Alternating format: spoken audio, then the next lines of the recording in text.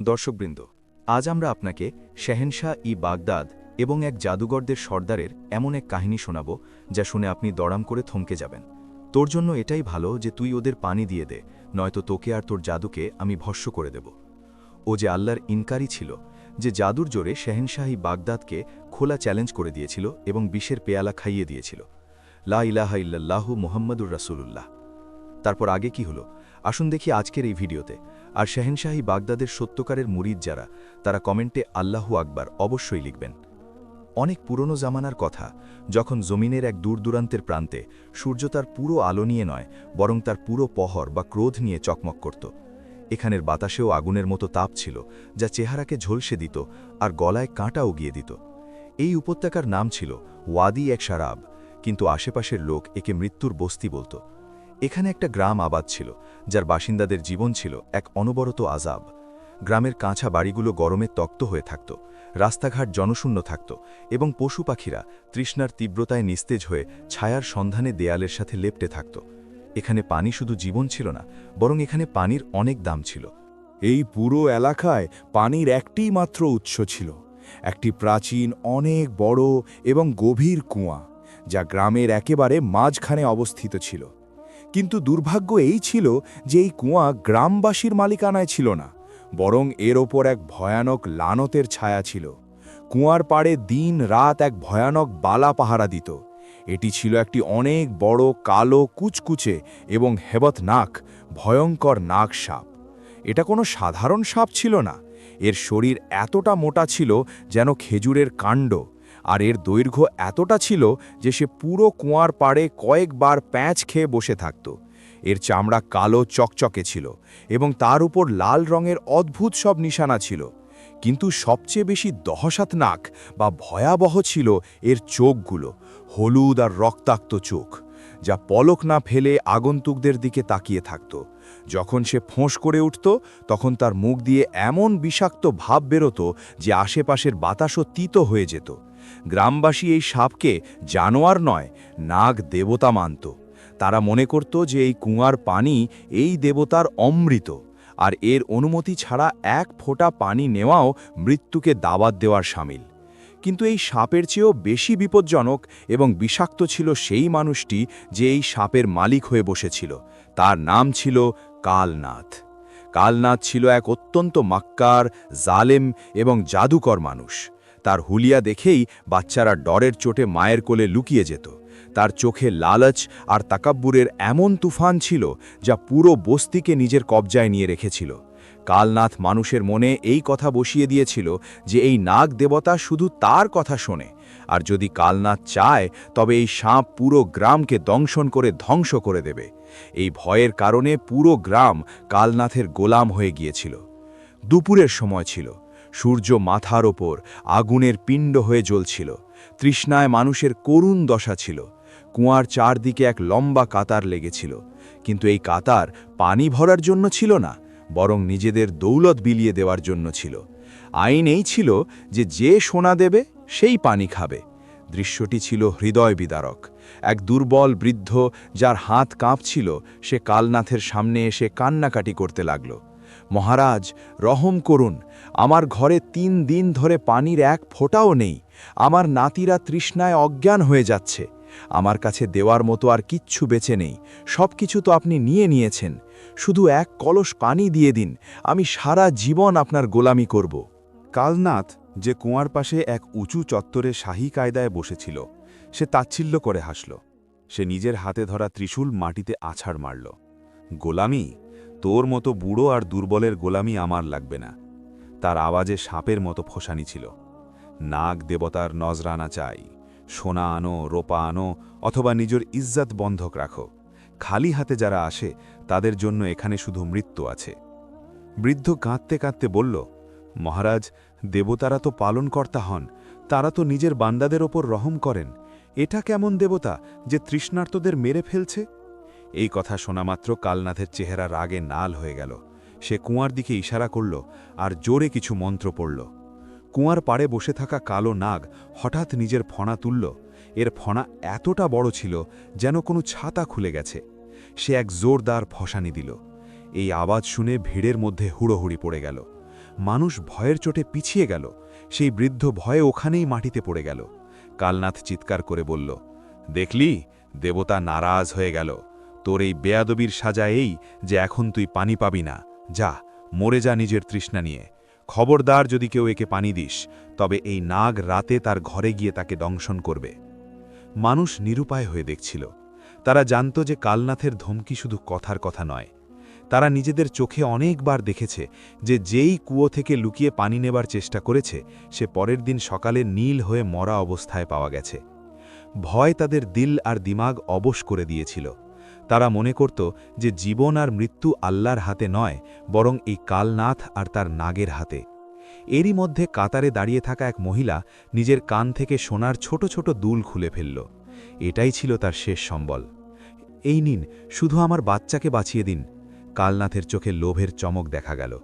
সে সেই দুলগুলো নিল, দাঁত দিয়ে পরখ করল, আর তারপর নিজের চেলাকে ইশারা করল, একে এক ঘড়া পানি দিয়ে দাও। পানি নিয়ে মহিলা এমনভাবে দৌড়ালো যেন সে দুনিয়ার সবচেয়ে বড় খাজানা পেয়ে গেছে, যদিও সে এই পানির বদলে নিজের ইজ্জত আর মাল সবকিছু বিলিয়ে দিয়েছিল। এই জুলুম, এই জবরদস্তি আর এই শিরকের বাজার গরম ছিল যখন গ্রামের প্রবেশপথে এক অদ্ভুত ঘটনা ঘটল। মরুভূমির উড়ন্ত ধুলার মাঝখান থেকে কয়েকটা অবয়ব দেখা গেল। এটা একটা ছোট কাফেলা ছিল।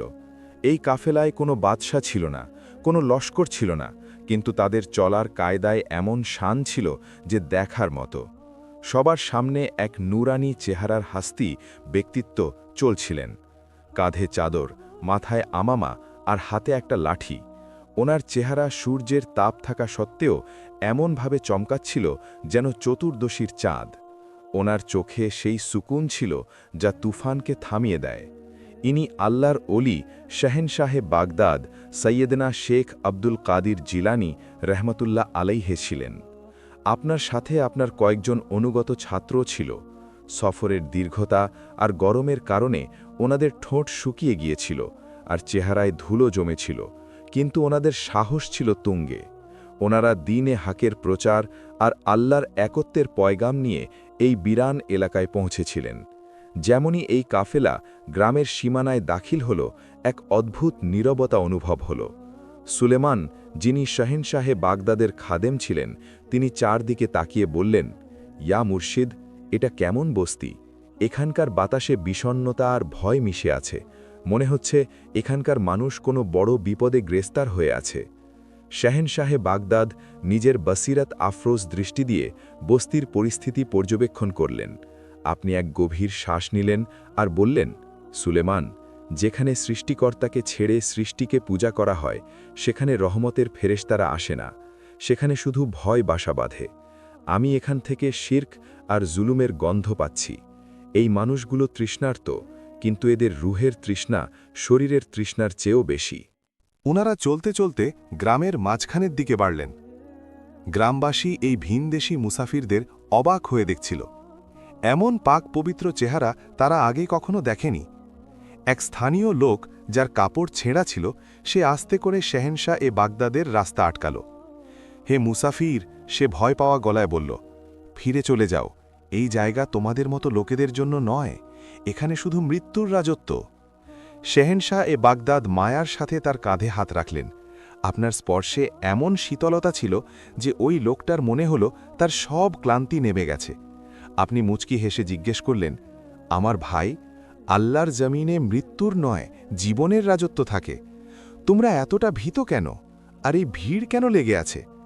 ওই লোকটা কুয়ার দিকে ইশারা করল, যেখানে কালনাথ বসে অট্টহাসি দিচ্ছিল আর নাগ ফনা তুলে বসেছিল। দেখুন ওকে, ও আমাদের খোদা, ওই নাগ দেবতা। এই কুয়ার ওপর ওর কবজা। যতক্ষণ আমরা সোনা দিই না, ও আমাদের পানি দেয় না। আমাদের বাচ্চারা তৃষ্ণায় মরে যাচ্ছে, কিন্তু আমরা নিরুপায়। যদি আমরা কিছু বলি, তবে ওই নাগ আমাদের দংশন করবে। এই শুনে শাহেনশাহ বাগদাদের চেহারার রং বদলে গেল। সেই জালাল, তেজ, যা আল্লাহর শত্রুদের জন্য থাকে, আপনার কপালে ফুটে উঠল। আপনার চোখে এমন এক চমক এলো যা দেখে ওই লোকটাও কেঁপে উঠল। আপনি বললেন, লা হাওলা ওয়ালা কুওয়াতা ইল্লা বিল্লাহ। আফসোস তোমাদের ওপর, তোমরা মানুষ হয়ে, আশরাফুল মাখলুকাত হয়ে একটা হামাগুড়ি দেওয়া প্রাণীকে ভয় পাও। তোমরা সেই আল্লাহকে ভুলে গেছ যিনি সমুদ্র বানিয়েছেন, নদী বইয়েছেন আর আসমান থেকে পানি ঝরিয়েছেন।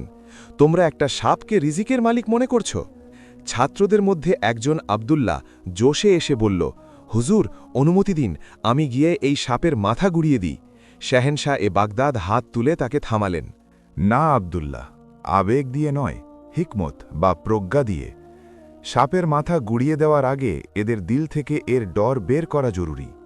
যতক্ষণ এই লোকগুলো দিল থেকে এই মিথ্যা খোদাকে বের করবে না, এরা আজাদ হবে না। এসো, আজ হক আর বাতিলের ফয়সালা হওয়ার সময় এসে গেছে। শেহেনশাহ বাগদাদ নিজের লাঠি মজবুত করে ধরলেন আর সরাসরি কুয়োর দিকে পা বাড়ালেন। আপনার ছাত্ররা আপনার পেছনে ছিল। আপনার চলায় এমন বীরত্ব ছিল যে মানুষ নিজে থেকেই রাস্তা ছেড়ে দিতে লাগল। ইনি কে? ইনি সরাসরি মৃত্যুর মুখে যাচ্ছেন। ওনাকে থামাও, নাগ ওনাকে মেরে ফেলবে। মানুষের মধ্যে কানাঘুষা শুরু হলো। কালনাথ যে সোনার মুদ্রাগুলো গুনতে ব্যস্ত ছিল, হঠাৎ শোরগোল শুনে চমকে উঠল। সে মাথা তুলে দেখল তো এক সাদা পোশাকের আজনবী সরাসরি তার দিকে আসছে। কালনাথ নিজের জীবনে প্রথমবার কারো চোখের দিকে তাকিয়ে ভয় অনুভব করল। এই চোখগুলো সাধারণ ছিল না, এতে কোনো এমন শক্তি ছিল যা তার কালো জাদুকে বেআসার করে দিচ্ছিল। কিন্তু নিজের আনা অর্থাৎ অহংকার আর তাকাব্বুর বজায় রাখার জন্য সে নিজের জায়গা থেকে উঠে দাঁড়াল। সে নিজের ত্রিশূল নাড়াল আর চিৎকার করল, থেমে যা নাদান মুসাফির, জানিস না এটা কার এলাকা? এক কদম আরও বাড়ালে আমার দেবতা তোর বটি বটি অর্থাৎ টুকরো টুকরো করে দেবে। শেহেনশাহ বাগদাদ কুঁয়ো থেকে কয়েক কদম দূরত্বে থেমে গেলেন। আপনি এক নজর এই দানবীয় সাপের দিকে দিলেন, যা এখন ফোঁসাতে ফোঁসাতে আপনার দিকে তাকাচ্ছিল, আর তারপর এক নজর এই প্রতারকের দিকে। আপনার আওয়াজ প্রতিধ্বনিত হল, আর এমনভাবে হল যে পুরো ভিড় নিথর হয়ে গেল। হে আল্লাহর বান্দা, তুই কোন দেবতার কথা বলছিস? এই সাপের, যে নিজে একটা তুচ্ছ জানোয়ার, নাকি তোর নিজের, যে মানুষের রক্ত চুষছে? আমি তোর বা তোর এই সাপের ভয়ে আসিনি। আমি তো আমার রবের বান্দাদের জন্য সেই পানি নিতে এসেছি যা আমার আল্লাহ সবার জন্য সৃষ্টি করেছেন। সরে যা রাস্তা থেকে। কালনাথ হক্কাবক্কা খেয়ে গেল। আজ পর্যন্ত কেউ ওনার সাথে এই স্বরে কথা বলার সাহস দেখায়নি। তার রাগ আসমান ছোঁয়া হল। সে ভাবল যে আজ যদি এই মুসাফিরকে জ্যান্ত ছেড়ে দেওয়া হয় তবে তার সব প্রভাব শেষ হয়ে যাবে। সে এক শয়তানি হাসি দিয়ে বলল, আচ্ছা, তোর পানি চাই? মরার খুব শখ তো আয়, নিয়ে নে পানি। কিন্তু মনে রাখিস, পানির আগে তোকে আমার নাগ দেবতার বিষের মোকাবিলা করতে হবে। সে সাপের দিকে মুখ ফেরালো আর জোরে জোরে অদ্ভুত সব মন্ত্র পড়তে লাগল। যাও মহারাজ, খতম করে দাও একে, দেখিয়ে দাও তোমার শক্তি। সাপ যেমনই হুকুম শুনল, তার শরীর শক্ত হয়ে গেল। তার চোখ আঙ্গারা অর্থাৎ আগুনের মতো লাল হয়ে গেল। সে এক ভয়ানক শীষের মতো আওয়াজ করল আর তীরের মতো শেহেনশাহে বাগদাদের দিকে ঝাঁপিয়ে পড়ল। মানুষের চিৎকার বেরিয়ে গেল। মহিলারা চোখ বন্ধ করে ফেলল। সবার বিশ্বাস ছিল যে পরের মুহূর্তেই এই নুরানি চেহারার মানুষটি মাটিতে ছটফট করবে। মৃত্যু বাতাসে ভাসছিল আর জীবন শান্তভাবে দাঁড়িয়ে হাসছিল। সেই কালো বালা, যাকে গ্রামবাসী দেবতা মানত, নিজের পুরো বিষাক্ত অস্তিত্ব নিয়ে বাতাসে উঠল। তার মুখ খোলা ছিল, যা থেকে বিষের ফোঁটা টপকাচ্ছিল, আর তার ধারালো দাঁত সূর্যের আলোয় চমকাচ্ছিল। দূরত্ব মাত্র কয়েক কদমের বাকি ছিল। ভিড়ের মধ্যে থাকা মহিলারা ভয়ে চিৎকার দিয়ে নিজেদের মুখ লুকিয়ে নিল। পুরুষদের হৃৎস্পন্দন থেমে গেল। সবার বিশ্বাস ছিল যে এখন রক্তের ফোয়ারা ছুটবে আর এই নুরানি চেহারার অজনবী সারা জীবনের জন্য খামোশ হয়ে যাবে। কালনাথের চেহারায় এক শয়তানি হাসি ছিল। সে নিজের জিতের নেশায় চূর ছিল যে তার এই আঘাত বিফলে যেতে পারে না। কিন্তু ইতিহাস সাক্ষী যে যখন হক সামনে আসে তখন বাতিলের রশি নিজে থেকেই ছিঁড়ে যায়। শেহেনশাহে বাগদাদ সৈয়দনা শেখ আব্দুল কাদির জিলানী রহমতুল্লাহ আলাইহি নিজের জায়গা থেকে 1 ইঞ্চিও নড়লেন না। না আপনার চেহারায় ভয়ের কোনো চিহ্ন ছিল, না আপনি নিজের রক্ষার জন্য কোনো হাতিয়ার তুললেন। আপনার নজর এই ঝাঁপিয়ে আসা সাপের হলুদ চোখের ভেতরে স্থির ছিল। যেমনই সাপ আপনার কাছে পৌঁছল, আপনি নিজের ডান হাত যাতে লাঠি ধরা ছিল তা হালকা করে উঁচিয়ে ধরলেন আর নিজের পুর জালাল আওয়াজে বললেন, থেমে যা আল্লাহর হুকুমে। এই শব্দগুলো শুধু কথা ছিল না, এগুলো যেন আসমানি বিজলির গর্জন ছিল। দৃশ্যটি দেখে দর্শকদের চোখ কপালে উঠে গেল। সেই সাপ যা পুরো গতিতে হামলা করতে আসছিল বাতাসে এমনভাবে থেমে গেল যেন কোনো অদৃশ্য দেওয়ালের সাথে ধাক্কা খেয়েছে। তার শরীর অরষ্ট হয়ে গেল। তার সেই ভয়ানক ফোঁসানি যা বুক কাঁপিয়ে দিত হুট করে একটা চাপা আর্তনাদে বদলে গেল। সেই সাপ যাকে কালনাথ বছরের পর বছর জাদু আর মন্ত্র দিয়ে কাবু করে রেখেছিল মাটিতে পড়ে গেল। কিন্তু এই পড়ে যাওয়া হামলা করার জন্য ছিল না।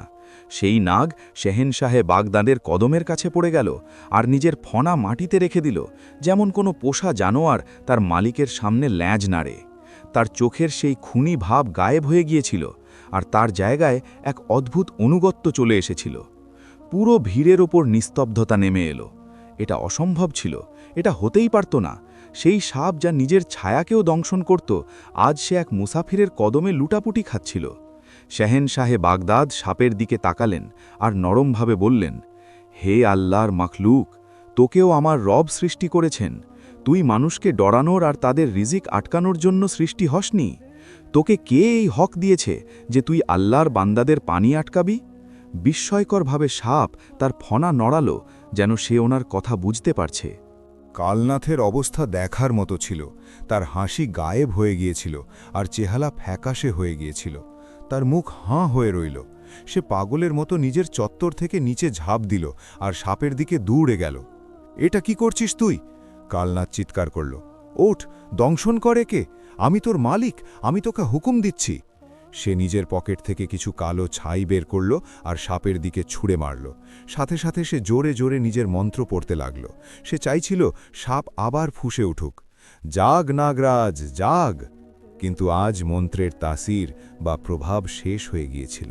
সাপ শেহেনশাহে বাগদাদের কদম থেকে মাথা তুলল আর কালনাথের দিকে তাকাল। এবার তার চোখে আবার সেই রাগ চলে এলো। কিন্তু এই রাগ শেহেনশাহের জন্য নয়, বরং এই জাদুকরের জন্য ছিল যে তাকে কয়েদ করে রেখেছিল। সাপ কালনাথের দিকে মুখ করে এক জোরদার ফোঁসানি দিল। কালনাথ ভয়ে পেছনে পড়ে গেল আর টালমাটাল হয়ে মাটিতে লুটিয়ে পড়ল। যে সাপ গতকাল পর্যন্ত তার গোলাম ছিল, আজ তার দুশ্মন হয়ে গিয়েছিল। শেহেনশাহে বাগদাদ মুচকি হেসে বললেন, দেখে নিলি কালনাথ, দেখে নিলে তোমরা সবাই, এটা তোমাদের দেবতা, যে একজন মানুষের কথায় থেমে গেল আর নিজেরই পূজারীকে ডরাতে লাগল। মনে রেখো, কায়নাতে কোনো জিনিস নিজের মর্জিতে লাভ বা লোকসান পৌঁছাতে পারে না আল্লাহ ছাড়া। এই সাপ না খোদা না দেবতা, এটা তো আল্লাহ এক সামান্য সিপাহী। এটা চেনে কে আল্লাহর বন্ধু আর কে আল্লাহর দুশ্মন। তারপর আপনি সাপকে হুকুম দিলেন, যা, এই কুয়া ছেড়ে দে আর পাহাড়ে চলে যা। আজকের পর তুই কোনো মানুষকে লোকসান পৌঁছাবি না, এটা আমার তোকে হুকুম। সাপ যেন মাথা নত করে তা মেনে নিল। ভিড় ভয়ে রাস্তা করে দিতে লাগল, কিন্তু সাপ কারো দিকে তাকালো না। সে সরাসরি বস্তির বাইরে বিরান পাহাড়ের দিকে বেরিয়ে গেল আর চোখের আড়াল হয়ে গেল। গ্রামবাসী তখনও বিস্ময়ে ছিল। তাদের বিশ্বাস হচ্ছিল না যে সেই বালা, যা বছরের পর বছর তাদের বুকের ওপর জগদ্দল পাথরের মতো চেপেছিল, তা মাত্র কয়েক মুহূর্তে চিরকালের জন্য চলে গেছে। কিছুক্ষণ পর যখন হকিকাত উপলব্ধি হল, তখন ভিড়ের মধ্যে খুশির লহর দৌড়ে গেল।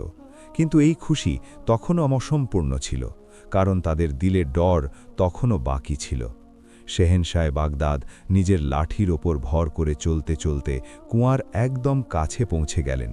সেই কুয়া যার কাছে যাওয়ার কারো হিম্মত ছিল না, আজ তা ওনার কদমের কাছে ছিল। আপনি কুয়ার ভেতরে তাকালেন। পানি গভীর ছিল, কিন্তু পরিষ্কার ছিল।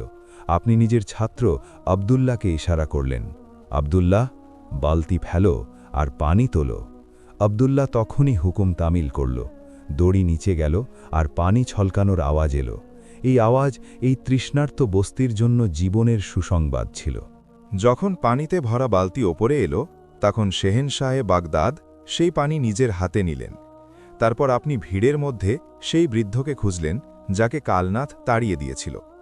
বাবাজি, এদিকে আসুন, আপনি মায়ার সাথে ডাকলেন। সেই বৃদ্ধ, যে এখনও মাটিতে পড়ে কাঁপছিল, ডরতে ডরতে এগিয়ে এলো।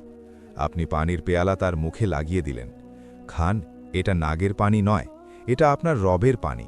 খান আর আল্লাহর শুকুর আদায় করুন, যিনি তৃষ্ণার্থদের ভোলেন না। বৃদ্ধ এক ঢোক খেল, তারপর দ্বিতীয় ঢোক, আর তারপর সে কেঁদে ফেলল। এই পানি ঠান্ডা আর মিষ্টি ছিল। আমার নাতিরা তৃষ্ণার্ত, সে কাঁদতে কাঁদতে বলল। শেহেনশাহে বাগদাদ বললেন, সবাই খাবে, এসো গ্রামবাসী, এসো, নিজেদের তৃষ্ণা মেটাও।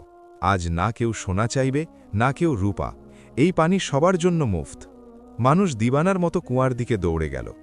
মায়েরা নিজেদের বাচ্চাদের জন্য পানি ভরছিল, পুরুষরা নিজেদের কলস ভরছিল। কোনো টাকা নেই, কোনো নাজরানা নেই, বছরের পর বছরের গোলামির শিকল ভাঙছিল। কিন্তু এই জশ্নের মাঝে এক ব্যক্তি ছিল যে বিষ খাওয়া সাপের মতো প্যাঁচ খাচ্ছিল। সে ছিল কালনাথ। তার বছরের পর বছরের মেহনত, তার প্রভাব, তার কামাই সবকিছু মাটিতে মিশে গিয়েছিল। সে দেখল যে মানুষ এখন তার দিকে তাকাচ্ছেও না, বরং এই মুসাফিরের গুণ গাইছে। তার অহংকারে এমন চোট লেগেছিল যা সে বরদাস্ত করতে পারছিল না। সে উঠে দাঁড়াল। সে নিজের এলোমেলো চুল ঝাড়া দিল আর রাগে চিৎকার করল, থেমে যাও বেকুফরা! মানুষ পানি খেতে খেতে থেমে গেল। কালনাথের আমাজে এখনও সেই পুরনো দেহেসাত ছিল। সে কুয়ার কাছে এলো আর নিজের চোখ বড় বড় করে বলল, তোমাদের কি মনে হয় যে তোমরা জিতে গেছ? তোমাদের মনে হয় যে এই সাপ চলে গেল তো সব ঠিক হয়ে গেল? তোমরা ভুলে যাচ্ছ যে আমি কে? আমি মহাকালের পূজারী, আমি সেই যার কবজায় জিন্নাত আর ভূত আছে। সে শেহেনশাহ বাগদাদের দিকে আঙুল তুলল আর বিষ মাখানো গলায় বলল, হে অজনবী, তুই আমার পোষা জানোয়ারকে তো তাড়িয়ে দিলি, হয়তো তোর কাছে জানোয়ারদের কাবু করার কোনো মন্ত্র আছে, কিন্তু এখন আমি যা করব তার তোর কাছে থাকবে না। সে এক মুঠো লাল রঙের পাউডার বের করল। এটা দেখছিস, এটা রক্ত ধুলো। এর আগে যে কেউ তাকে আটকাত, সে ওই পুরো বিষাক্ত পাউডার কুয়ার ভেতরে ছুঁড়ে মারল। পানিতে পড়তেই পাউডার রং ছাড়ল, আর কুয়ার পানি, যা একটু আগে পরিষ্কার স্বচ্ছ ছিল, তা মুহূর্তের মধ্যে লাল হয়ে গেল, যেন রক্ত হয়ে গেছে। কালনাথ শয়তানি অট্টহাসি দিল, নাও, খাও পানি। এখন যেই এই কুয়া থেকে পানি খাবে তার নাড়ি ভুড়ি কেটে যাবে, সে ছটফট করে মরবে। আমি পানিকে বিষ বানিয়ে দিয়েছি, এটা আমার অভিশাপ। এখন তোমরা সবাই তৃষ্ণায় মরবে। মানুষের হাত থেকে পানির পেয়ালা পড়ে গেল। খুশির পরিবেশ আবার মাতমে বদলে গেল। বিষ! ও পানি বিষ করে দিয়েছে! এক মহিলা চিৎকার করল, আমরা কি করব? আমাদের বাচ্চারা তো পানি খেয়ে ফেলেছে। ডর আর আতঙ্ক ছড়িয়ে পড়ল। মানুষ নিজের গলা চেপে ধরতে লাগল। এটা শুধু তাদের মনের ভুল ছিল, কিন্তু কালনাথের ডর এতটা ছিল যে তাদের মনে হলো বিষ কাজ শুরু করে দিয়েছে। কালনাথ শাহেনশাহে বাগদাদের দিকে তাকালো আর তাচ্ছিল্য করে বলল, এখন ডাক তোর রবকে। যদি তোর রব সত্য হয় তবে এই বিষকে খতম করে দেখাক। আমি চ্যালেঞ্জ করছি তোকে, আজ রাত সূর্য ডোবা পর্যন্ত যদি এই পানি পরিষ্কার না হয় তবে এই গ্রামবাসীরাই তোকে মেরে ফেলবে, কারণ তোর জন্য ওদের শেষ সাহারাটাও কেড়ে নেওয়া হলো। এটা এক অনেক বড় ইমতিহান বা পরীক্ষা ছিল। পানি সত্যিই লাল হয়ে গিয়েছিল। বাহ্যিক কারণ অনুযায়ী ওই পানি এখন খাবার যোগ্য ছিল না। গ্রামবাসী যাদের ঈমান এখনও কাঁচা ছিল তারা আবার ডগমগাতে লাগল। এর আসার আগে আমাদের সোনা দিয়ে পানি তো মিলছিল, এখন তো তাও গেল। হ্যাঁ, ঠিক বলছে, আমাদের ওনার কাছে মাফি চেয়ে নেওয়া উচিত। শেহেনশাহে বাগদাদের ছাত্র হামজা আর সুলেমান রাগে ফেটে পড়ল। সুলেমান বলল, হুজুর, এই বদবক্ত নিজের কাছ থেকে সরছে না, আপনি হুকুম দিলে এর গর্দান উড়িয়ে দিই। শেহেনশাহে বাগদাদ অত্যন্ত সুকুনের পরিচয় দিলেন। আপনি কালনাথের চেহারায় থাকা অহংকারকে দেখলেন আর তারপর পেরেশান গ্রামবাসীদের। আপনি বললেন, ঘাবড়াও না। আর কালনাথ, তুই ভালো করলি না। তুই আল্লাহর নিয়ামতকে নাপাক করার চেষ্টা করেছিস, কিন্তু তুই ভুলে গেছিস যে বিষে আসার তখন হয় যখন আল্লাহ হুকুম দেন, আর পানিতে শেফাও তখন হয় যখন আল্লাহ হুকুম দেন। আপনি কুয়ার পাড়ে এগিয়ে বাড়লেন। পানি লাল আর ভয়ানক লাগছিল, এর ভেতর থেকে এখন দুর্গন্ধও আসছিল। আপনি ভিড়ের দিকে মুখ করে বললেন, তোমরা ভয় পাচ্ছ? তোমরা মনে করো যে এই জাদুকরের বিষ আমার রবের রহমতের চেয়ে বেশি শক্তিশালী? কালনাথ হেসে বলল, কথা বানাস না ফকির, করে দেখা, নয়তো এখান থেকে বেরিয়ে যা। শাহিনশাহে বাগদাদ নিজের সাথীদের বললেন, আমার অজুর পানি আনো। ছাত্রদের কাছে মস্কিতে অল্প কিছু পানি বেঁচেছিল যা তারা সাথে এনেছিল। তারা সেই পানি পেশ করল। শাহিনশাহে বাগদাদ ওখানেই দাঁড়িয়ে সবার সামনে অজু করা শুরু করলেন। আপনি মুখ ধুলেন, হাত ধুলেন আর কুলি করলেন। আর যে পানি আপনার অঙ্গ থেকে টপকাচ্ছিল আর কুলির যে পানি ছিল, আপনি তা মাটিতে ফেলার বদলে কুয়ার ভেতরে পড়তে দিলেন। এটা এক অদ্ভুত দৃশ্য ছিল। একদিকে বিষের মটকা আর অন্যদিকে আল্লাহর ওয়ালির অজুর বেঁচে যাওয়া পানি। যেমনই ওই কয়েক ফোঁটা ওই লাল পানিতে পড়ল, আপনি বুলন্দ আওয়াজে পড়লেন, বিসমিল্লাহিল্লাযী লা ইয়াদুররু মা ইসমিহি শাইউন ফিল আরদি ওয়ালা ফিস সামাই ওয়া হুয়াস সামিউল আলিম। কুয়ার ভেতরের পানিতে একতোল পার হল। ওই লাল রং যা বিষের আলামত ছিল তা এমনভাবে ফেটে যেতে লাগল যেন দুধে কালি ফেটে যায়। দেখতে দেখতে কয়েক মুহূর্তের মধ্যে ওই ঘোলাটে আর লাল পানি আবার মতির মতো স্বচ্ছ আর চকমক করতে লাগল। দুর্গন্ধ খতম হয়ে গেল আর তার জায়গায় এক মিষ্টি সুবাস আসতে লাগল। শেহেনশাহে বাগদাদ আবার বালতি ভরলেন আর নিজে পানি খেয়ে দেখালেন। এই নাও কালনাথ, আপনি বললেন, তোর বিষ আমার রবের নামের বরকতে অমৃত হয়ে গেছে। আল্লাহ হককে জাহির প্রকাশ করে দিলেন আর বাতিলকে মিটিয়ে দিলেন। ভিড় যখন এটা দেখল তখন এখতিয়ার আল্লাহু আকবার নারা দেওয়ার চেষ্টা করল। যদিও তারা এখনও এই নারা জানত না, কিন্তু তারা বুঝে গেল যে এই শক্তি অনেক বড়। কালনাথের চেহারা ফ্যাকাশে হয়ে গেল, তার দ্বিতীয় চালও নাকাম হয়ে গিয়েছিল। সে শর্মিন্দেগি আর রাগে কাঁপছিল। সে দেখে নিল যে এখন সাধারণ জাদু কাজ করবে না। এই মুসাফিরের কাছে কোনো এমন শক্তি আছে যা তার বোধশক্তির বাইরে। সে নিজের হার লুকানোর জন্যে সুর বদলাল। এটা তো সামান্য হাতের সাফাই ছিল, সে গর্জে উঠল। তুই পানি পরিষ্কার করে দিলি, ঠিক আছে, কিন্তু আসল মোকাবিলা এখনও বাকি। তুই আমার সাপকে তাড়িয়ে দিলি, পানিকে পরিষ্কার করলি, কিন্তু তুই কি রাতের বালাগুলোর মোকাবিলা করতে পারবি? সে এক কদম পিছিয়ে গিয়ে ধমকি দিল। আজ রাত যখন চাঁদ লুকিয়ে যাবে, আমি আমার কালী দেবীকে জাগাবো। আমি ওই বালাগুলো এই গ্রামে ছাড়ব যারা চোখে দেখা যায় না কিন্তু রক্ত চোষে। যদি তুই আর তোর সাথীরা আজ রাত এই গ্রামে জ্যান্ত বেঁচে থাকিস তাহলে আমি মেনে নেব, কিন্তু মনে রাখিস আজকের রাত মৃত্যুর রাত হবে। এই বলে কালনাথ নিজের ঝুপড়ির দিকে দৌড়ে গেল, যা গ্রামের অন্য প্রান্তে ছিল। সে ওখানে গিয়ে নিজের সবচেয়ে বড় আর ভয়ানক প্রস্তুতি নিতে যাচ্ছিল। সন্ধ্যের ছায়া গভীর হচ্ছিল। গ্রামবাসী আবার সহমে গিয়েছিল। জাদুকরের রাতের বালার কিস্সা মশহুর ছিল যে সে যাকে চাইতো রাতে গায়েব করে দিত।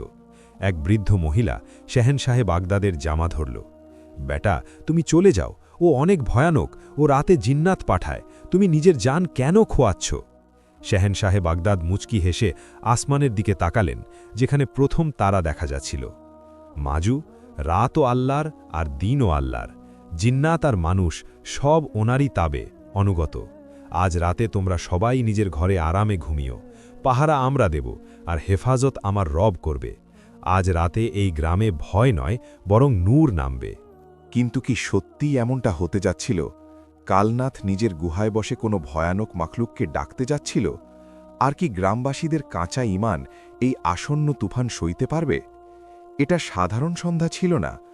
আজকের সন্ধ্যা গ্রামবাসীদের জন্য জীবন আর মৃত্যুর মাঝে এক ঝুলন্ত তলোয়ারের মতো ছিল। কালনাথের ধমকি তাদের কানে বাজছিল। আজকের রাত মৃত্যুর রাত হবে। গ্রামের পরিবেশ সহমে ছিল। পাখিরা নিজের বাসায় খামোশ হয়ে গিয়েছিল, আর রাস্তার কুকুরগুলো ভয়ের চোটে গলি থেকে গায়েব ছিল। চারদিকে হাহাকার ছিল। মানুষ নিজের নিজের কাঁচা ঘরের দরজা বন্ধ করছিল। জানালায় পুরনো কাপড় গুঁজে দিচ্ছিল যাতে কোনো বালা ভেতরে না আসতে পারে। তবুও গ্রামের মাঝখানে ওই কুয়ার পাশে, যেখানে কিছু সময় আগে বিষকে অমৃকে বদলে দেওয়া হয়েছিল, দৃশ্যটি একদম অন্যরকম ছিল। ওখানে অন্ধকার নয়, বরং এক অদ্ভুত নূর ছিল। শেহেনশাহে বাগদাদ সৈয়দনা শেখ আব্দুল কাদির জিলানী রহমতুল্লাহ আলাইহি ওখানেই মাটিতে এক চাটাই বিছিয়ে বসেছিলেন। আপনার চেহারায় সুকুনের প্রশান্তির এমন সমুদ্র ছিল যে দর্শকদের নিজের পেরেশানিগুলো তুচ্ছ মনে হতো। আপনার চার ছাত্র হামজা, সুলেমান, আবদুল্লাহ আর ইউসুফ আপনার চারদিকে বসেছিলেন, আর ওনাদের চেহারায়ও ভয়ের কোনো চিহ্ন পর্যন্ত ছিল না। কিছু গ্রামবাসী যাদের দিলে সত্যের তরফ ভয়ের ওপর জয়ী হয়েছিল, তারা নিজের ঘরে লুকানোর বদলে ডরতে ডরতে শাহেনশাহে বাগদাদের কাছে এসে বসে গিয়েছিল। এদের মধ্যে সেই বৃদ্ধও ছিল যাকে সবার আগে পানি দেওয়া হয়েছিল, আর সেই মহিলাও ছিল যে কানের দুল দিয়েছিল। আস্তে আস্তে ওদের দেখে অন্য লোকেরাও সাহস করে ঘর থেকে বের হলো আর এই মাহফিলে সামিল হতে লাগল। তাদের মনে হলো যে হয়তো সবচেয়ে নিরাপদ জায়গা এটাই। শাহেনশাহে বাগদাদ ভিড়কে দেখলেন যারা ভীত হয়ে বসেছিল। আপনি নিজের মিষ্টি আওয়াজে আলোচনা শুরু করলেন। আমার আজিজরা, তোমরা কেন কাঁপছ? কি রাতের অন্ধকারকে ডর লাগে? এক নজওয়ান কাঁপা গলায় বলল, হে মুসাফির, আপনি কালনাথকে চেনেন না? ও রাতে পিশাচ বদরুহ পাঠায়, তারা বাতাসে চিৎকার করে, ঘরে আগুন লেগে যায়, আর মানুষ গায়েব হয়ে যায়। আমাদের ডর লাগছে যে আজও নিজের সবচেয়ে খতরনাক জাদু আমাদের উপর আজমাবে, প্রয়োগ করবে। শাহেনশাহে বাগদাদ মুচকি হাসলেন আর বললেন, আজ আমি তোমাদের এমন এক ঢালের কথা বলি যা দুনিয়ার কোনো জাদু, কোনো জিন আর কোনো শয়তান ভাঙতে পারবে না। কি তোমরা ওই ঢাল নিতে চাও? সবাই একসাথে মাথা নাড়ল। আমাদের বাঁচিয়ে নিন, আমাদের ওই ঢাল দিন। আপনি বললেন, ওই ঢাল হলো তোমাদের রবের তৌহিদ, ওই ঢাল হলো এই ইয়াকিন যে আল্লাহ এক। তারপর আপনি নিহায়াত সাদাসিধে আর হৃদয় কাড়া কায়দায় ওদের বোঝাতে শুরু করলেন, দেখো, এই রাত কে বানিয়েছেন? আল্লাহ। এই অন্ধকার কার? আল্লাহর। কালনাথ যে শয়তানকে ডাকবে তাকে কে সৃষ্টি করেছেন? আল্লাহ। তো যখন সব কিছুর মালিক আমার আর তোমার রব, তবে ওনার অনুমতি ছাড়া কেউ তোমাদের বালো বাঁকা করতে পারে কিভাবে? গ্রামবাসী অবাক হয়ে শুনছিল। তারা আজ পর্যন্ত শুধু দেবতাদের কাহিনী শুনেছিল, যারা নিজেদের মধ্যে লড়াই করত, যারা রক্ত চাইত। তারা প্রথমবার এক এমন খোদার কথা জানতে পারছিল যে সবার একা মালিক ছিল। শেহেনশাহে বাগদাদ নিজের কথা জারি রাখলেন, তোমরা বছরের পর বছর পাথর পুঁতছিলে, সাপকে সেজদা করছিলে, এই জন্য তোমাদের দিল দুর্বল হয়ে গিয়েছিল। তোমরা খালেককে, সৃষ্টিকর্তাকে ছেড়ে মাখলুকের, সৃষ্টির ওপর উমিদ, আশা লাগিয়েছিলে। মনে রেখো, যে আল্লাহকে ভয় পায় তারপর তার দুনিয়ার কোনো জিনিসকে ভয় পাওয়ার দরকার থাকে না, আর যে আল্লাহকে ভয় পায় না তাকে তারপর প্রতিটা শুকনো পাতা নড়ার আওয়াজেও ভয় লাগে। আজ রাতে তোমরা দেখবে বাতিল কিভাবে নিজেরই জালে ফেসে যায়। এরই মধ্যে গ্রামের অন্য প্রান্তে পাহাড়ের গুহায় কালনাথ নিজের খুনি প্রস্তুতিতে ব্যস্ত ছিল। এই গুহা ভেতর থেকে অত্যন্ত দাহসাতনাক, ভয়ানক ছিল। দেয়ালগুলোতে অদ্ভুত সব নকশা আঁকা ছিল এবং চারদিকে জানোয়ারদের খুলি ছড়িয়ে ছিটিয়ে পড়েছিল। মাঝখানে আগুনের একটা কুণ্ড জ্বলছিল, যার শিখা কখনো নীল আবার কখনো সবুজ হচ্ছিল। কালনাথ এই আগুনের চারদিকে নাচছিল। তার শরীর ঘামে ভিজে একাকার ছিল এবং চোখ ভয়ে বিস্ফারিত ছিল। সে নিজের পরাজয়ের প্রতিশোধ নেওয়ার জন্য ব্যাকুল ছিল। সে এক মুঠো হাড় আগুনে ছুঁড়ে মারল এবং জোরে চিৎকার করে বলল, হে মহাকালী শক্তি জাগো, আজ আমার তোমার সবচেয়ে বড় শক্তি চাই। ওই মুসাফির আমার নাককে খেয়ে ফেলল, কাবু করে ফেলল, আমার বিষকে পানি বানিয়ে দিল। আজ আমার সেই লস্কর চাই যারা চোখে দেখা যায় না কিন্তু বুক চিরে দেয়। যাও, এই গ্রামকে ঘিরে ফেলো, প্রতিটি ঘরে ভয়ের ডেরা হোক, চিৎকার প্রতিধ্বনিত হোক এবং এই মুসাফিরকে পাগল করে দাও। তার মন্ত্র পড়ার সাথে সাথেই গুহার ভেতর থেকে ভয়ানক আওয়াজ আসতে লাগল। ছায়াগুলো দেয়াল থেকে আলাদা হয়ে বাতাসে ভাসতে লাগল। কালনাথ অট্ট হাসি দিয়ে বলল, এখন দেখি তোর আল্লাহ তোকে কিভাবে বাঁচায়। ফিরে আসি গ্রামে। রাত গভীর হয়েছিল। শেহেনশাহে বাগদাদ অনুভব করলেন যে বাতাসে একটা ভারী ভাব আসছে। বাতাসে পচা দুর্গন্ধ তৈরি হচ্ছিল, যা শয়তানি আসরের নিশানা ছিল। আপনি আপনার ছাত্রদের হুকুম দিলেন, হামজা, আবদুল্লাহ, উঠো এবং গ্রামের 4 কোণে দাঁড়িয়ে যাও আর উচ্চ স্বরে আজান দাও। আজ বাতিলের হামলা তীব্র হবে, আমাদের আল্লাহর নামের দুর্গ কায়েম করতে হবে। ছাত্ররা তখনই উঠল এবং গ্রামের চারদিকে দৌড়ে গেল। গ্রামবাসী ভীত হয়ে একে অপরের কাছে চলে এলো। তারা দূর থেকে অদ্ভুত সব আওয়াজ শুনতে পাচ্ছিল, যেন হাজার হাজার নেকড়ে একসাথে কাঁদছে, যেন কেউ ভারী কদমে হাঁটছে। বাতাস প্রবল হলো এবং তাঁবু ও চালাগুলো ফরফর করতে লাগল। হঠাৎ মানুষ দেখল যে অন্ধকারে লাল রঙের চোখ চকমক করছে। এগুলো কোনো জানোয়ার ছিল না, এগুলো শুধু চোখ ছিল যা বাতাসে ভাসছিল। সাথে সাথে ভয়ঙ্কর হাসির আওয়াজ আসতে লাগল, যা 4 দিক থেকে আসছিল। ওরা এসে গেছে, বালাগুলো এসে গেছে, মহিলারা চিৎকার করতে লাগল। শেহেনশাহে বাগদাদ নিজের জায়গা থেকে উঠে দাঁড়ালেন। আপনার নুরানি চেহারা আরও মহিমান্বিত মনে হচ্ছিল। আপনি আপনার লাঠি মাটিতে জোরে আঘাত করলেন। খামোশ, আপনি গ্রামবাসীদের বললেন, নিজেদের মুখে আল্লাহর নাম জারি করো, বলো আল্লাহু আকবার। ঠিক সেই সময় 4 দিক থেকে ছাত্রদের আজানের আওয়াজ প্রতিধ্বনিত হল, আল্লাহু আকবার, আল্লাহু আকবার। এই আওয়াজ বাতাসে ধাক্কা খেল এবং এক অদ্ভুত দৃশ্য তৈরি হল। যেমনই আজানের শব্দ বাতাসে ছড়িয়ে পড়ল, সেই ভাসমান লাল চোখগুলো এবং সেই কালো বালাগুলো যা গ্রামের দিকে এগিয়ে আসছিল হঠাৎ থেমে গেল। মনে হলো যেন গ্রামের চারদিকে নূরের একটি দেওয়াল দাঁড়িয়ে গেছে। সেই শয়তানি ছায়াগুলো এই নুরানি দেওয়ালের সাথে ধাক্কা খেত এবং চিৎকার করে পেছিয়ে যেত। শাহেনশাহে বাগদাদ নিজেও উচ্চস্বরে কোরআন তেলাওয়াত করছিলেন। আপনার মুখ থেকে বের হওয়া আয়াতগুলো তীরের মতো বাতিলের বাহিনীর ওপর বর্ষিত হচ্ছিল। কালনাথ যে নিজের গুহার মুখ থেকে এই দৃশ্য দেখছিল, সে বিস্ময়ে পাগল হয়ে যাচ্ছিল। সে দেখল যে তার পাঠানো অপশক্তিগুলো গ্রামে দাখিল হতে পারছে না, বরং পুড়ে যাচ্ছে। এটা কি হচ্ছে? সে চিৎকার করে বলল, আমার জাদু কেন থেমে গেল? এগুলো কোন আওয়াজ যা আমার মন্ত্রগুলোকে কেটে দিচ্ছে? গ্রামের ভেতরে মানুষ নিজের চোখে দেখল। তারা দেখছিল যে বাইরে তুফান, চিৎকার এবং আগুনের গোলা আছে, কিন্তু সেগুলো সব এক বিশেষ সীমার আগে আসতে পারছে না। তারা শাহেনশাহে বাগদাদের কাছে নিরাপদ ছিল।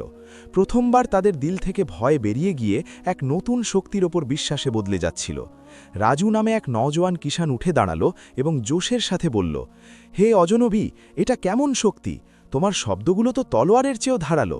আমি নিজের চোখে দেখলাম যে ওই কালো বালা আগুন হয়ে ছাই হয়ে গেল। শাহেনশাহে বাগদাদ তেলাওয়াত থামালেন এবং বললেন, এগুলো আমার শব্দ নয়, এগুলো আমার আর তোমার রবের কালাম। এটা কোরআন, আর এই যে তোমরা সুকুন অনুভব করছো, এটা আল্লাহর রাহমাত। দেখো, আজ রাতে তোমাদের কাছে পরিষ্কার হয়ে গেল যে কালনাথের জাদু শুধু বিভ্রম আর ধোঁকা। যখন হক আসে তখন বাতিল এভাবেই পালায়, যেমন সূর্যের সামনে অন্ধকার পালায়। তারপর আপনি মানুষকে উদ্দেশ্য করে বললেন, এখন বলো, তোমরা কি এখনও সেই সাপের পূজারী থাকতে চাও যে নিজে পালিয়ে গেল, নাকি ওই জাদুকরের গোলাম থাকতে চাও যে নিজে নিজের অপশক্তিকে ব্যর্থ হতে দেখছে? নাকি ওই রবের বান্দা হতে চাও যিনি আজ তোমাদের নিজের পানাহে আশ্রয়ে নিয়ে নিলেন? ভিড়ের মধ্যে থেকে কান্নার আওয়াজ আসতে লাগল। এগুলো ভয়ের অশ্রু ছিল না, অনুশোচনার অশ্রু ছিল। সেই বৃদ্ধ বলল, আমরা অন্ধ ছিলাম, আমরা বধির ছিলাম। আমাদের আজ পর্যন্ত কেউ বলেনি যে আমাদের এমন একজন মালিকও আছেন যিনি না চাইতেই আমাদের হেফাজত করেন। আমরা এই রবকে মানতে চাই, কিন্তু আমাদের ওনার নাম নিতে জানা নেই। শেহেনশাহে বাগদাদ বললেন, তবে আমার সাথে বলো এবং হৃদয়ের গভীর থেকে বলো, যাতে এই পাহাড় আর এই জমিন সাক্ষী হয়ে যায়, লা ইলাহা ইল্লাল্লাহু মুহাম্মাদুর রাসূলুল্লাহ। মানুষ ভাঙা ভাঙা গলায় তা বলতে শুরু করল। যেমন যেমন তারা কলেমা পড়ছিল, বাইরের তুফান থামতে শুরু করেছিল। সেই ভয়ানক আওয়াজগুলো স্থিমিত হয়ে আসছিল। রাতের শেষ প্রহর পর্যন্ত সেই ওয়াদিয়ে সারাব, যা মৃত্যুর বস্তি ছিল, সেখান থেকে আল্লাহু ধ্বনি আসতে লাগল। কিন্তু যুদ্ধ এখনও শেষ হয়নি। কালনাথ নিজের গুহায় পরাজিত অবস্থায় বসে হাঁপাচ্ছিল। তার সারা শরীরে জ্বালাপোড়া অনুভব হচ্ছিল, যেন তার নিজের পাঠানো আগুন তাকেই ছুঁয়ে ফেলেছে। তার চোখে এখন শুধু রাগ নয়, বরং উন্মাদনা ছিল। না, আমি হারতে পারি না, সে বিড়বিড় করে বলল। আমার সারা জীবনের সাধনা মাটিতে মিশে যেতে পারে না। এই মুসাফির অনেক শক্তিশালী, জাদু এর ওপর চলছে না। হঠাৎ তার মাথায় এক অত্যন্ত হীন এবং বিপজ্জনক বুদ্ধি এলো। যদি জাদু না চলে তবে ফরেব চলবে, যদি শক্তিতে না হারাতে পারি তবে ধোঁকা দিয়ে মারব। সে নিজের চেহারায় এক ধূর্ত হাসি ফুটিয়ে তুলল। কাল সকালে আমি এক নতুন রূপ ধরে যাব, এমন রূপ যে সে চিনতেও পারবে না। আমি তার সরলতার সুযোগ নেব। এদিকে শেহেনশাহে বাগদাদ গ্রামবাসীদের কলেমা পড়ানোর পর এখন তাদের আল্লাহর গুণাবলী বলছিলেন। হঠাৎ তিনি খামোশ হয়ে গেলেন। আপনার চেহারায় গাম্ভীর্য চলে এলো। ছাত্র সুলেমান জিজ্ঞেস করল, কি হয়েছে হুজুর? আপনি বললেন, সুলেমান, বাতিলের আঘাত থেমে গেছে, কিন্তু শেষ হয়নি। শয়তান যখন সামনে থেকে হামলা করতে পারে না, তখন সে মুনাফিকির লেবাস পরে নেয়। আশার কাল আজকের রাতের চেয়েও আরও বিপজ্জনক হতে পারে, কারণ কাল শত্রু আঘাত করবে, কিন্তু বন্ধু সেজে। আমাদের হুঁশিয়ার থাকতে হবে। গ্রামবাসীরা শান্তিতে ঘুমানোর প্রস্তুতি নিচ্ছিল, কিন্তু তারা জানত না যে সকাল এক এমন চাল চলতে চলেছে যা তাদের নতুন ঈমানকে গোড়া থেকে নাড়িয়ে দিতে পারে। তারা কি এই ধোঁকা চিনতে পারবে, নাকি শেহেনশাহে বাগদাদের প্রজ্ঞা আবারও তাদের বাঁচিয়ে নেবে? ওয়াদিয়ে শরাবে সকালের সূর্য এক নতুন আশার সাথে উদিত হল। গতরাতের ভয়ানক আঁধি আর ভয়ানক আওয়াজের পর আজকের সকাল ছিল শান্তিপূর্ণ। সেই কুয়া, যা গতকাল পর্যন্ত মৃত্যুর আস্তানা ছিল, এখন জীবনের কেন্দ্রে পরিণত হয়েছিল। গ্রামবাসীরা, যারা রাতে শেহেনশাহে বাগদাদের হাতে তওবা করেছিল, এখন নতুন উৎসাহের সাথে একে অপরকে সালাম করছিল। তাদের চেহারা থেকে ভয়ের ফ্যাকাশে ভাব খতম হয়ে ঈমানের লাবণ্যে বদলে যাচ্ছিল। শেহেনশাহে বাগদাদ সৈয়দনা শেখ আব্দুল কাদির জিলানী রহমতুল্লাহ আলাইহি ফজরের নামাজের পর লোকেদের জমা করলেন এবং তাদের আল্লাহর তাওহীদের দার্স বা শিক্ষা দিতে শুরু করলেন। আপনি তাদের বলছিলেন যে মুশকিল কুশা বা বিপদ হরণকারী শুধু আল্লাহ, এবং যখন মানুষ গায়রুল্লাহ বা আল্লাহ ছাড়া অন্য কিছু, মূর্তি, সাপ, মানুষের ওপর আশা রাখে, তখন সে লাঞ্ছিত হয়। যখন এই আধ্যাত্মিক মাহফিল চলছিল, হুট করে ভিড়ের মধ্যে হইচই পড়ে গেল। লোকেদের নজন গ্রামের প্রবেশপথের দিকে উঠল এবং বিস্ময় স্থির হয়ে গেল। সেখান থেকে পণ্ডিত কালনাথ হাসছিল, কিন্তু আজ তাকে সেই পুরনো ভয়ানক কালনাথ মনে হচ্ছিল না।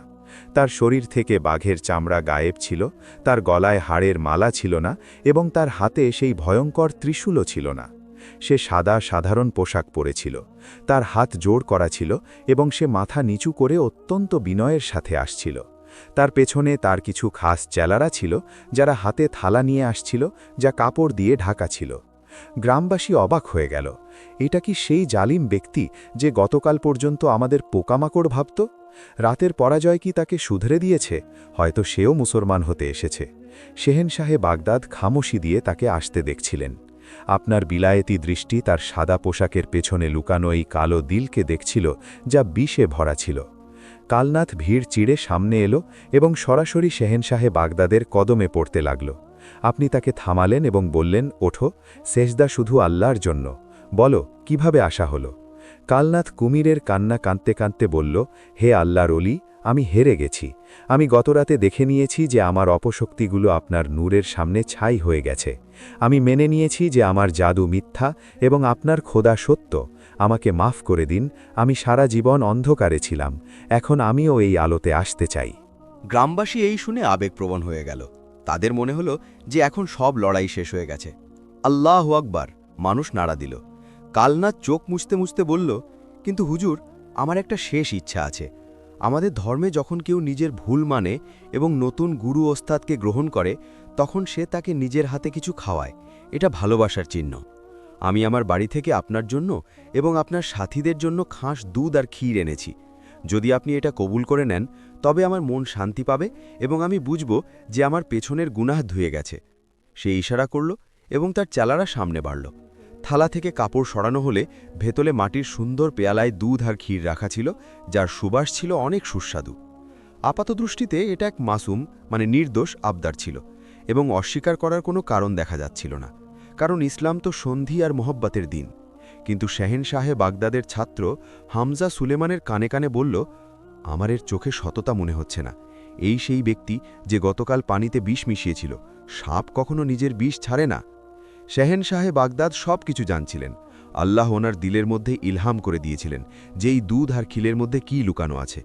এটা সাধারণ খাবার ছিল না, এতে মরুভূমির সবচেয়ে বিষাক্ত বিচ্ছুর বিষ মেশানো হয়েছিল, যা মানুষকে পলক ঝপকাতেই মৃত্যুর ঘুমে পাঠাতে পারত। কালনাথ অনেক আশা নিয়ে দেখছিল। তার পরিকল্পনা এই ছিল যে যেমনই এই অলি আর ওনার ছাত্ররা এই ক্ষীর খাবে, তারা ওখানেই ছটপট করে মারা যাবে। আর তারপর সে গ্রামবাসীদের বলবে যে দেখলে, আমার দেবতা ওদের সাজা দিয়ে দিল। শেহেনশাহে বাগদাদ হাসলেন, এক এমন হাসি যা কালনাথের দিলে একটা ভয়ের কাঁটা বিধিয়ে দিল। আপনি বললেন, কালনাথ, তুই সন্ধি করতে চাস? তুই চাস যে আমি এটা খাই যাতে তোর মন শান্ত হয়? জি হুজুর, এটা আমার ভক্তি। সে মিথ্যে বলল। আপনি ওই বিষ ভরা পেয়ালা নিজের হাতে তুললেন। ছাত্ররা অস্থির হয়ে গেল। আবদুল্লাহ সামনে বাড়ল। মুর্শিদ, রুক যান, আমাদের এর উপর ভরসা নেই, আগে একে বলুন যে নিজে খেয়ে দেখাক। কালনাথ ঘাবড়ে গেল। তার কপালে ঘাম চলে এলো। যদি সে খায় তবে সে তো ওখানেই মারা যাবে। সে জলদি করে বলল, এটা তো আমি খাস মেহমানদের জন্য এনেছি, এটা নজরের খাবার, আমরা এটা কিভাবে খেতে পারি? শেহেনশাহে বাগদাদ আবদুল্লাহকে খামোশ থাকার ইশারা করলেন। তারপর আপনি পেয়ালা উঁচু করলেন এবং ভিড়কে উদ্দেশ্য করে বললেন, হে লোক সকল, মন দিয়ে শোনো, আজ একটা অনেক বড় শিক্ষা নিয়ে নাও। তোমরা ভয় পাও যে বিষ মেরে ফেলে, আগুন পুড়িয়ে দেয় আর পানি ডুবিয়ে দেয়, কিন্তু আমরা বলি যে বিষে মারার গুণ ততক্ষণ আসে না যতক্ষণ আল্লাহ হুকুম না দেন। আগুন হজরত ইব্রাহিম আলাইহিস সালামকে পোড়াতে পারেনি, কারণ আল্লাহর হুকুম ছিল না। ছুরি হজরত ইসমাইল আলাইহিস সালামকে কাটতে পারেনি, কারণ আল্লাহর হুকুম ছিল না। আজ এ আমাকে নিজের মহব্বতে বিষ খাওয়াচ্ছে। আমি এটা খাবো শুধু এই বিশ্বাসে যে জীবন আর মৃত্যু এই পেয়ালায় নয়, বরং আমার রবের হাতে আছে। কালনাথের চোখে চমক এলো। এই বেকুফটা ফেসে গেল, এখন এ আর বাঁচবে না, সে মনে মনে ভাবল। শেহেনশাহে বাগদাদ পেয়ালা ঠোঁটে কাছে নিলেন এবং উচ্চস্বরে পড়লেন, বিসমিল্লাহিল্লাযী লা ইয়াদুররু মাসমিহি শাইউন। আর তারপর আপনি ওই বিষ মাখানো দুধের পেয়ালা মুখে লাগালেন এবং পুরোটা খেয়ে ফেললেন।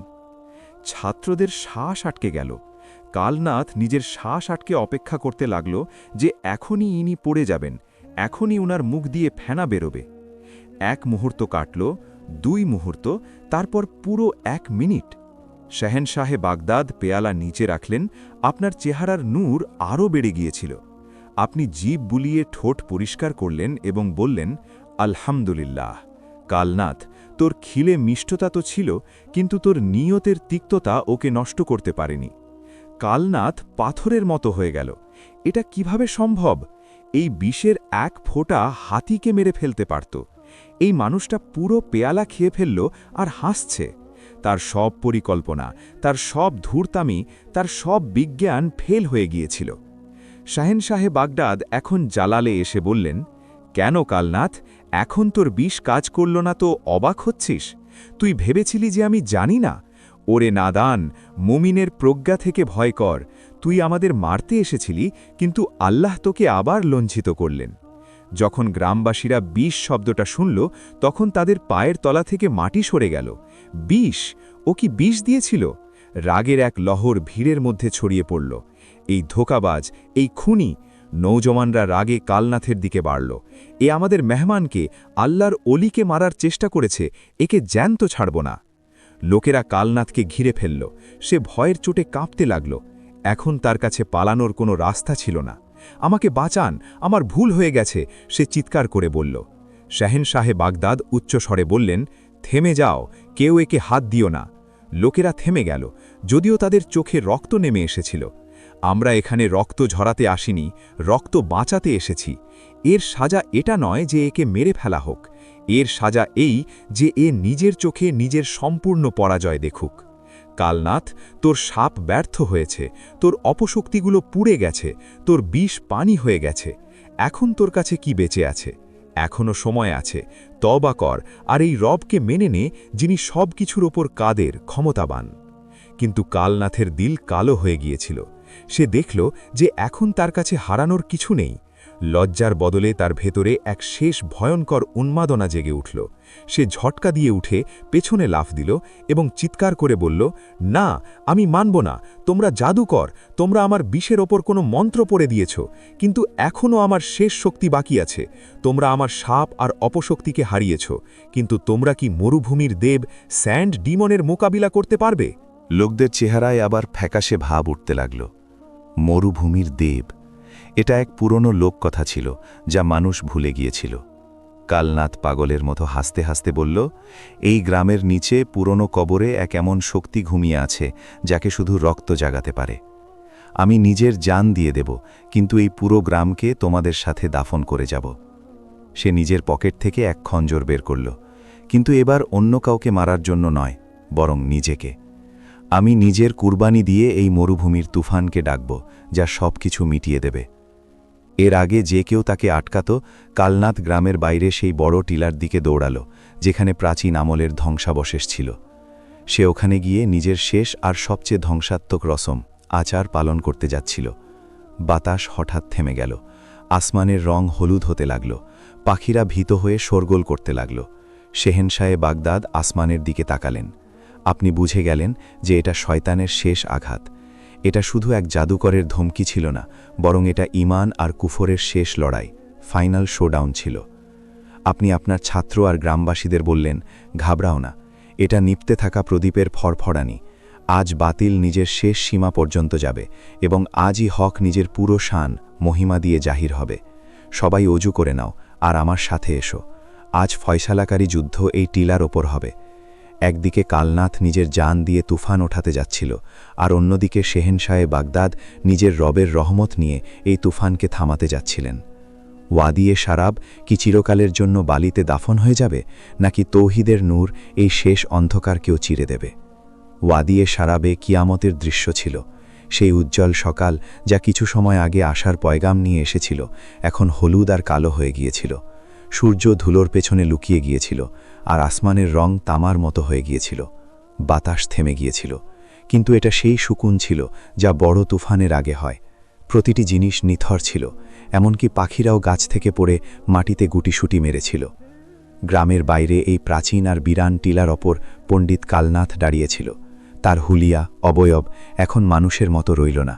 সে তার সাদা পোশাক ছিঁড়ে ফেলেছিল এবং নিজের বুকে খঞ্জর দিয়ে জখম করেছিল, যেখান থেকে রক্ত বের হচ্ছিল। সে পাগলের মতো আসমানের দিকে মুখ করে চিৎকার করছিল এবং প্রাচীন ভুলে যাওয়া ভাষায় কিছু ডাকছিল। জাগো হে মরুভূমির দেব, আমার রক্ত পান করো আর জাগো। এই বস্তিকে মিটিয়ে দাও, সবাইকে দাফন করে দাও। তার রক্তের ফোঁটা যেমনই এই অনুর্বর টিলার মাটিতে পড়ল, জমিনে এক ভয়ানক কম্পন তৈরি হল। টিলার মাটি উঠতে লাগল এবং দেখতে দেখতে বালির ঘূর্ণি তৈরি হতে লাগল। এই ঘূর্ণি সাধারণ বাতাসে হচ্ছিল না, বরং এগুলোর নিজস্ব ইচ্ছা ছিল। সেগুলো একে অপরের সাথে মিশে গেল এবং এক দানবীয় আকৃতি ধারণ করতে লাগল। বালির এক পাহাড়ের মতো উঁচু মূর্তি দাঁড়িয়ে যাচ্ছিল, যার চোখ ছিল খালি আর যার মুখ ছিল এক কালো গুহার মতো খোলা। গ্রামবাসী যখন এই দৃশ্য দেখল, তখন তাদের কলিজা মুখে চলে এলো। ওই দেখো বালির দেব, ও আমাদের সবাইকে গিলে ফেলবে। হাহাকার পড়ে গেল। মায়েরা নিজের বাচ্চাদের নিয়ে পালাতে লাগল, কিন্তু পালানোর কোনো জায়গা ছিল না। চারদিকে মরুভূমি ছিল, আর মরুভূমি এখন নিজেই তাদের শত্রু হয়ে গিয়েছিল। শেহেনশাহে বাগদাদ সৈয়দনা শেখ আব্দুল কাদির জিলানি রহমতুল্লাহ আলাইহে গ্রামের প্রবেশপথে এই তুফানের একদম সামনে দাঁড়িয়েছিলেন। আপনার ছাত্ররা আপনার ডানে বামে দেওয়াল হয়ে দাঁড়িয়েছিল। যদিও তাদের চেহারায়ও এই ভয়াবহ দৃশ্যের প্রভাব ছিল, কিন্তু তাদের পা নিজের মুর্শিদের সাথে জমেছিল। আপনি পালাতে থাকা লোকেদের উচ্চস্বরে ডাকলেন, পালাও না, আল্লাহ ছাড়া কোনো আশ্রয়স্থল নেই। আজ যদি তোমরা পিঠ দেখিয়ে পালাও, তবে এই তুফান তোমাদের দোপচে নেবে। এসো আমার পেছনে, আজ আমরা তুফানের মুখ ঘুরিয়ে দেব। আপনার আওয়াজে এমন এক চুম্বকীয় আকর্ষণ ছিল যে লোকেরা থেমে গেল। তারা দেখল যে এক নিরস্ত্র মানুষ, যার কাছে কোনো তলোয়ার নেই, কোনো ঢাল নেই, সে বুক চিতিয়ে এই পাহাড়ের মতো তুফানের সামনে দাঁড়িয়ে আছে। এই বিশ্বাস তাদের সাহস দিল। তারা ডরতে ডরতে ফিরে এলো এবং শেহেনশাহে বাগদাদের পেছনে জমা হতে লাগল। ওদিকে কালনাথ টিলার চূড়া থেকে এটা দেখছিল। সে অট্টহাসি দিয়ে বলল, হ্যাঁ, এসে গেছিস তুই, নিজের মুরিদদের নিয়ে আমার মৃত্যুর কোলে এসে গেছিস। দেখ, এই বালির তুফান আমার গোলাম, এটা ততক্ষণ থামবে না যতক্ষণ এই গ্রামের নাম নিশানা না মিটিয়ে দেয়। এখন বাঁচা নিজের লোকেদের। কালনাথ তার 2 হাত তুলল এবং তুফানকে গ্রামের দিকে এগিয়ে আসার ইশারা করল। সেই বালির দানবীয় অবয়ব নড়ে উঠল। তার চলার কারণে জমিন কাঁপছিল। তার ভেতর থেকে আন্ধির সোঁ সোঁ আওয়াজ এমন ছিল যেন হাজার হাজার সাপ ফোঁস করছে। সে সরাসরি বস্তির দিকে বাড়ল, যাতে সব কিছু ধূলিস্যাৎ করে দেয়। মৃত্যু শুধু কয়েক মুহূর্তের দূরত্বে ছিল। বালির দেওয়াল আসমান ছুঁয়ে যাচ্ছিল এবং গ্রামবাসীদের মাথার উপর ছায়া ফেলেছিল। শেহেনশাহে বাগদাদ নিজের পবিত্র চাদর কাঁধে ঠিক করলেন, নিজের লাঠি মাটিতে পুঁতলেন এবং আসমানের দিকে মুখ তুললেন। আপনার চোখে না ভয় ছিল, না পেরেশানি, বরং এক অদ্ভুত জালাল ছিল। আপনি বললেন, হে মাটি, তুইও আল্লাহর মখলুক, সৃষ্টি, আর আমিও আল্লাহর বান্দা। তোর এই অবাধ্যতা আমার রবের হুকুম ছাড়া এক কণা পরিমাণও আগে বাড়তে পারে না। তারপর আপনি নিজের আঙুল তুললেন এবং তুফানের দিকে ইশারা করে উচ্চস্বরে ডাকলেন, থেমে যা আল্লাহর হুকুমে। এই দৃশ্য কায়নাত হয়তো খুব কমই দেখেছে। সেই তুফান যা পাহাড়কে গুড়িয়ে দেওয়ার ক্ষমতা রাখত, সেই বালির দেব যা কালনাথের জাদু দিয়ে তৈরি হয়েছিল, শেহেনশাহে বাগদাদের আঙুলের ইশারায় এমনভাবে থেমে গেল যেমন কেউ চলন্ত আন্ধিকে শিকল দিয়ে বেঁধে দিয়েছে। বালি বাতাসে ঝুলে রইল। সেই শোরগোল, সেই গর্জন, সেই ভয়াবহতা সব কিছু একদম নিথর হয়ে গেল। কালনাথের চোখ বেরিয়ে এলো। না, এটা হতে পারে না, হামলা কর, আগে বাড়, সে চিৎকার করল। সে নিজের মাথা কুটে ফেলল, নিজের চুল ছিঁড়ে ফেলল। আমি তোকে আমার রক্ত দিচ্ছি, আমার হুকুম মান। কিন্তু বাতিলের শক্তি খতম হয়ে গিয়েছিল। শাহেনশাহে বাগদাদ এখন জালাল ভরা কণ্ঠে বললেন, হে বাতাস, যা আল্লাহর শত্রুদের জন্য আযাব ছিল, আজ আল্লাহর বন্ধুদের জন্য রহমত হয়ে যাও। ঝরে পড়ো এই জমিনে, কিন্তু আযাব হয়ে নয়, বৃষ্টির রহমত হয়ে। তারপর তাই হলো যা অসম্ভব ছিল। সেই বালির ভয়ানক তুফান যা মৃত্যু হয়ে দাঁড়িয়েছিল হঠাৎ ছড়িয়ে যেতে লাগল। কিন্তু তা বালি হয়ে লোকেদের উপর পড়ল না, বরং আল্লাহর কুদরতে বাতাসে ঠান্ডা বাতাস বইল, মেঘ এলো এবং সেই মুহূর্তেই বৃষ্টি শুরু হলো। মোটা মোটা ফোঁটা, ঠান্ডা আর মিষ্টি ফোঁটা। সেই তুফান পানি হয়ে গেল। সেই বালি যা চোখকে অন্ধ করে দিচ্ছিল, তা এখন রহমতের পানি হয়ে তৃষ্ণার্ত জমিনকে সিক্ত করছিল। কালনাথের জাদু উল্টে গিয়েছিল। সে টিলার ওপর দাঁড়িয়ে ভিজছিল। তার সব অহংকার, তার সব জ্ঞান, তার সব শক্তি পানিতে ভেসে গেল। গ্রামবাসী খুশিতে পাগল হয়ে গেল। তারা বৃষ্টির মধ্যে নাচছিল। আল্লাহু আকবার, আল্লাহু আকবার নারা এখন কারো শেখানো নয়, বরং তাদের নিজেদের দিল থেকে বের হচ্ছিল।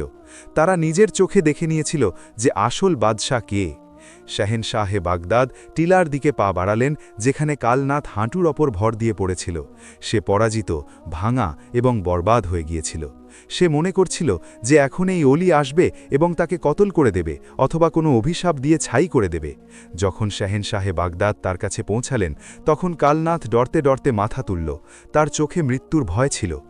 আমাকে মেরে ফেলো, কালনাথ কাঁপতে কাঁপতে বলল। আমি হেরে গেছি, আমার জাদু হেরে গেছে, আমার দেবতা হেরে গেছে, এখন আমার বেঁচে থাকার কোনো অধিকার নেই। শাহেনশাহে বাগদাদ নিজের হাত বাড়ালেন। আপনি কালনাথের হাত ধরে তাকে মাটি থেকে তুললেন।